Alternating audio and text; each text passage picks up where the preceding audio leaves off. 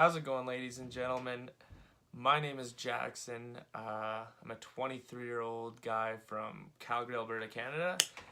This is my first ever real YouTube video, and I've wanted to do one of these for a long time, but I just really never had the balls to do it. So, without further ado, let's get into the title of the video. So, at the age of 14, I believe it was, I was mountain biking with a friend in the mountains in Canmore, the Rockies. If any of you are familiar with the area, you know what I'm talking about. If not, it's a beautiful place. Anyways, we're mountain biking. I end up breaking my leg. So I get rushed back to the hospital, blah, blah, blah. It's a spiral fracture. They figure everything out. I'm casted. This is right when I'm going into high school too, so it kind of sucked. I had a cast from my toe to my freaking crotch, so that just started off, wasn't super fun. Next, I'm going through physio a few months later, and the physiotherapist, while I'm bending over doing some of the exercises, kind of noticed a small curvature in my back. He said, well, you might have scoliosis, you should go get that checked out. So what do?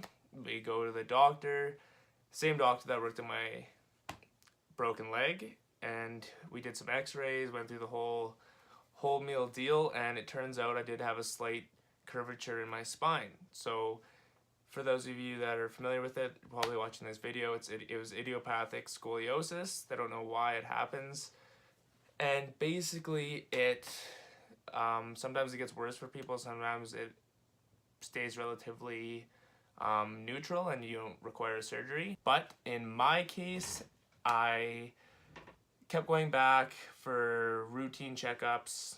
It never really bothered me. So the thing was, my surgeon told me, he said, if this doesn't really bother you and it's not impeding your day-to-day activities, I'm quite active, play hockey, snowboard, golf, play lacrosse. I'm pretty active, go to the gym 5-6 days a week, so I really didn't want to have to get the surgery if I didn't really need to. But the deciding factor for me, I was 17, so I could get this done right away at the Alberta Children's Hospital, which is one of the best hospitals in Canada, especially for doing this surgery. The surgeons were amazing, the aftercare was going to be fantastic. And if I didn't get it done right then, in the future, if this ever got worse than it did, which every time we went back, it was getting slightly worse and worse. So as I saw that progression of the curvature in my spine, it really made me think, and it was a tough decision because of the recovery time and how intense the surgery is.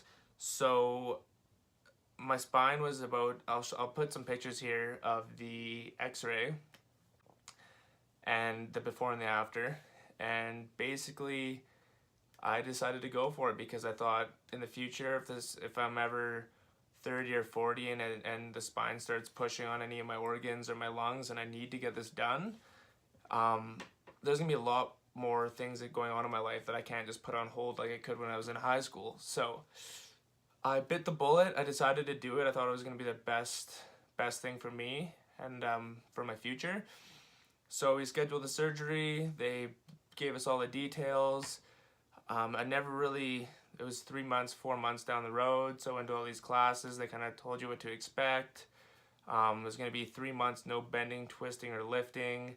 6 months, no contact sports. 1 year, no contact sports, which was, to me, really the thing that was going to bother me the most.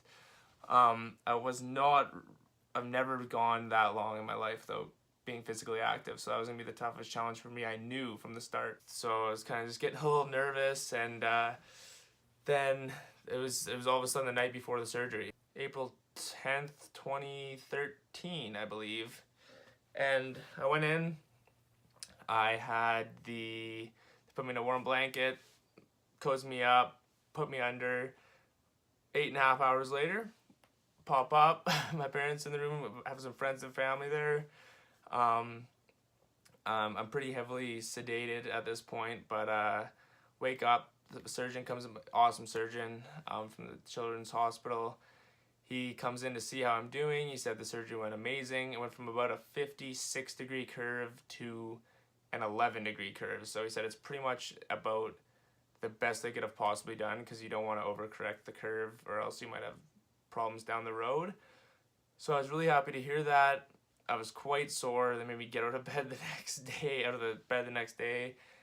There's so many bones and muscles and tissue that's just moved around in your back, and you're definitely pretty sore for the first little bit. I was in the hospital for about a week before they let me go home. Even once I was home, I was pretty, for about 2 to 3 weeks, couldn't really do a whole lot, needed a lot of help from my parents, just moving around, but it got a lot better after that. I went back to school after about 3 weeks. Still had to be super, super careful, because up to that 3-month mark, you really don't want to damage any of the screws of the hardware or the scar you have on your back. That was another thing I was curious about, is the scar, and I'll post some pictures, some before and after pictures of that. It's gotten a lot better over time. Right when it happened, right when I saw it, I was like, holy crap, this thing is freaking gnarly looking. So it does get much better over time. It fades, and you kind of learn to deal with it. It kind of just reminds you of a time in your life, and shows you kind of how strong you were. Like, you have some crazy metal rods. I had I can't remember off the top of my head. It was most of my thoracic spine is fused. I have like 16 hooks, 20 something screws. I don't know. It was a major surgery. It was not just a little couple vertebrae getting fused together. It was pretty major. So you're probably wondering about aftercare. So after the surgery, like I said, a week in the hospital, I went home. I spent a little time recovering. You get pretty antsy because you just want to get out and do stuff. You're not really used to being so restricted in your movements. I found that was the toughest part for me, just being so restricted in your movements, and it seemed like it was taking forever, 3 months, and then finally I could bend down, I could do some light twisting and just like tie my shoes, basic stuff like that. So we got that done. 6-month mark, right at the 6-month mark, I was able to bend, twist, lift to an extent. You have to be really careful. But it was so much, after that 6-month mark, it was like a weighted lift off my shoulders. And then fast forward to a year, when I went for my year checkup, all the checkups every few months, everything was good. Nothing was moving out of place. It seemed to be healing great. So then after that year, when I was clear, he said, yeah, go out, go play, go golf, play hockey. You're good to go do everything you were doing before. So I was like, holy crap.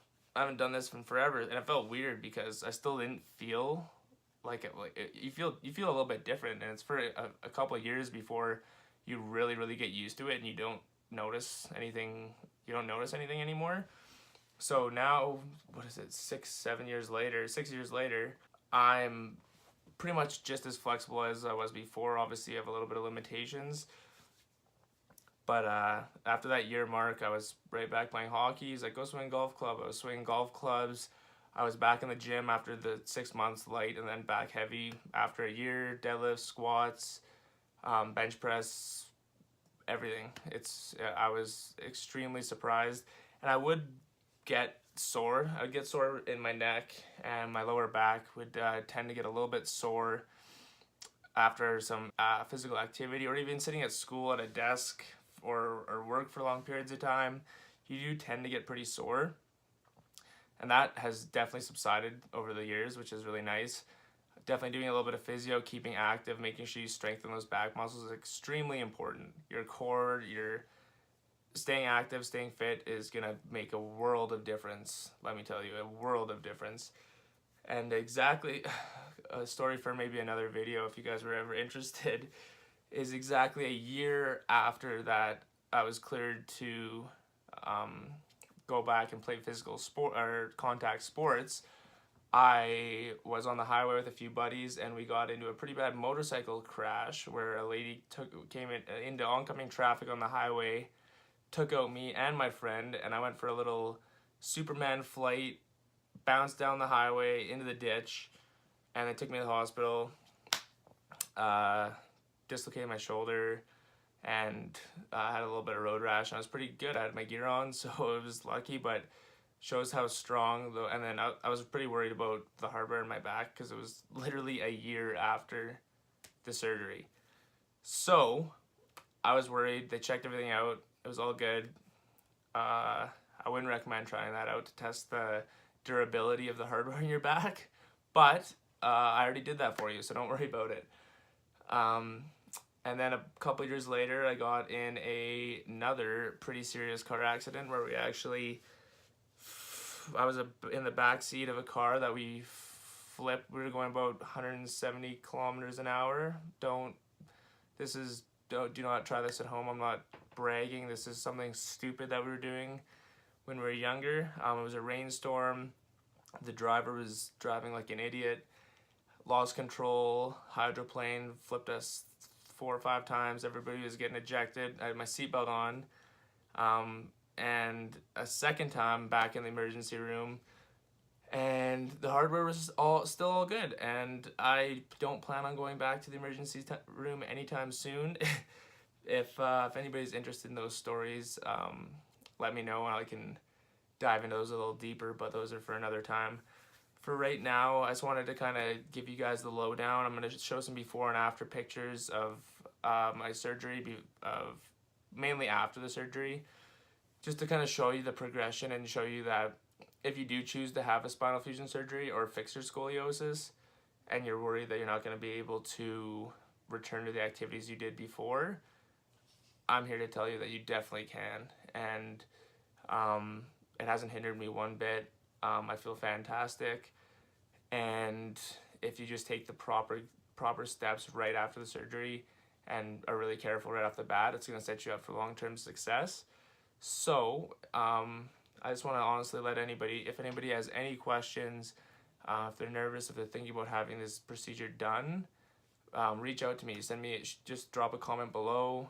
I'm honestly, I would, if anybody's really nervous or really has any lengthy questions they don't feel comfortable asking, send me a message here on YouTube or leave a comment, and I'm happy to FaceTime you or text you or whatever you feel comfortable with. And I just want to kind of give you guys my story and educate you, and then hopefully